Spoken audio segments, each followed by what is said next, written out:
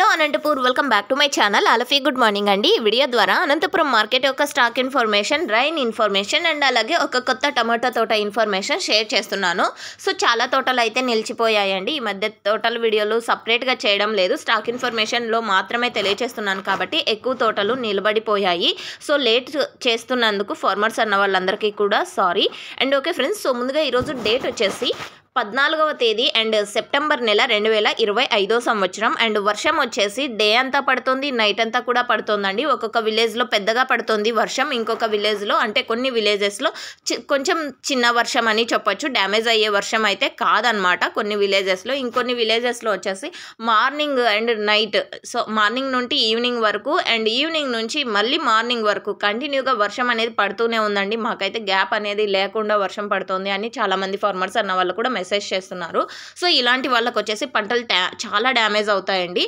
So ఈరోజు total టమాటా stock వచ్చేసి 1,20,000 plus boxes వచ్చిందండి. 1,20,000 ప్లస్ బాక్సెస్ వచ్చింది. ఈ స్టాక్ రావడానికి కూడా రైతన్నలు చాలా ఇబ్బందులు పడి ఉంటారు అండ్ వర్షంలోనే కటింగ్ చేసి ఉంటారు అని చెప్పొచ్చండి.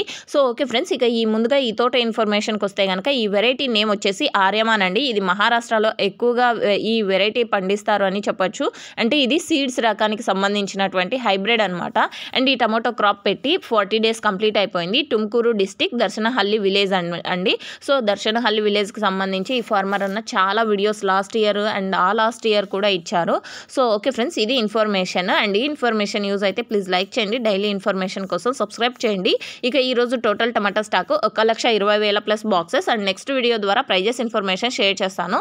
అండ్ అనంతపురం జిల్లా మొత్తం కూడా వర్షాలు అనేది పడుతుంది. 3-4 డేస్ అయిందండి ఎండ అనేది లేకపోవడం వలన. అండ్ స్ప్రేయింగ్స్ కూడా టైం ఇవ్వడం లేదు.